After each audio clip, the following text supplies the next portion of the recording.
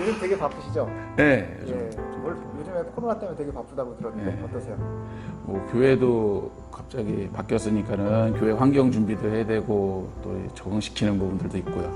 또 이제 학교 수업도 좀 갑자기 더 바뀐 수업 형태로 바뀌어야 되니까 그런 것도 좀 있고, 또 특히 전공이 그쪽이다 보니까는 아직 준비 안 된 교회들이나 또 안 된 학교들 같은 경우 이제 도움 요청하면 가서 좀 도와드리기도 하고 그러다 보니까 예전보다는 조금 더 바빠진 좀 상태예요. 많이 바쁘세요.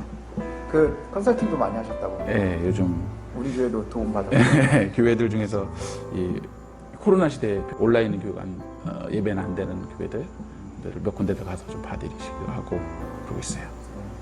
자, 그럼 제가 질문 준비한 거 한 4가지만 드리도록 하겠습니다. 간단하게 좀 답 주시면 감사하겠습니다. 그 갑자기 이제 코로나 때문에 교회도 그렇고 뭐 생활도 그렇고 학교도 그렇고 지금 이제 완전히 변화의 물결이다. 그래서 어떤 사람들은 비포 코로나, 애프터 코로나 뭐 이렇게까지도 얘기를 하는데, 그 목사님 호칭이 더 좋겠죠. 목사님은 그 코로나 전과 후가 좀 교육 환경이나 아이들 이 환경적인 변화가 좀 있을까요?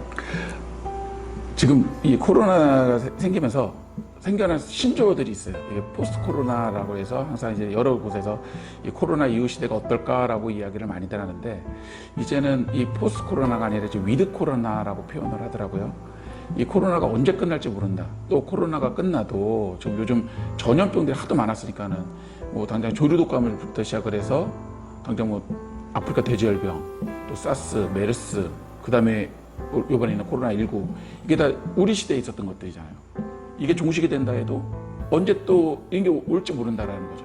그렇기 때문에 위드 코로나라는 것 자체가 이제 이런 전염병들로부터 좀 우리가 좀 준비해야 되지 않겠느냐, 같이 이제 공존적 세계관으로서 준비해야 되지 않냐라고 이야기를 하면서, 이제 그거에 대안으로 요즘 가장 많이 나오고 있는 게 좀 언택트, 그러니까 비대면 온라인이죠.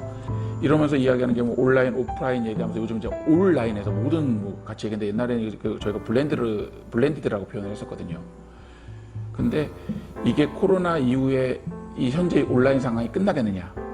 좀 끝나지 않을 거라고 생각을 해요. 예. 왜냐면 온라인이 갖고 있는 독특성이 있거든요. 특히 기업이나 학교나 이제 이런 데서 지금까지 경험해보지 못한 것들이 온라인 시대에 경험을 하고 있다는 거거든요, 지금.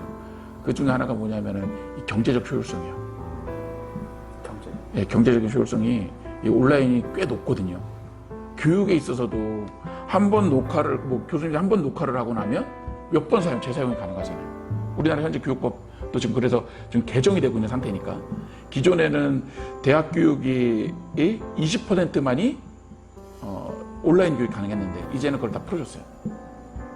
그래서 요즘 나와지는 게 사이버 대학과 일반 오프라인 대학의 차이가 뭐냐, 이제 그렇게까지 나와지고 있는 상황인데, 이제는 일반 오프라인 대학이 기본적으로 140학점이 졸업이다라고 얘기를 하면, 이제 현재 교육법상 하면은 100%만 안 되면 되니까 139학점을 온라인으로 하고 한 학점만 되면서 그래도 대학 졸업할 수 있다.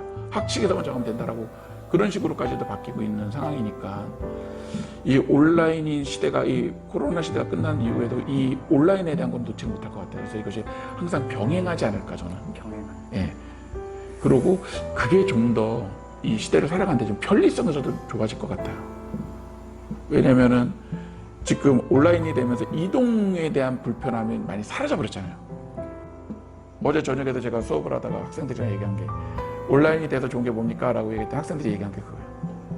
한 친구는 이제 인천에 살고 있는데, 인천에서 학교까지 수업하러 오려면 2시간 반이나, 서울 회기동까지 오려는데, 근데 2시간 반, 오는데 2시간 반, 가는데 2시간 반 오래 걸리면 하루에 4시간을 교통으로 허비를 해야 되는데 그 시간 안 해도 된다. 저 같은 경우도 이제 트래픽 걸려보면 1시간 반 걸리는데 왕복 저도 3시간이라고. 근데 그런 시간이 안 걸리니까 어떤 면에서 그런 건 유리하기 때문에 아마 그런 것에서 이제 좀 장단점들을 좀 찾아서 좀 가지 않을까, 그렇게 생각을 좀 합니다. 아주 벗어나지 못하는. 네, 아예 벗어나지 못할 것 같아요. 제가 봐서는 이 시대를 완전히 딱 벗어나다 그러진 않을 것 같아요. 알겠습니다. 그럼 데뷔를 결국은 하긴 해야 되겠네요.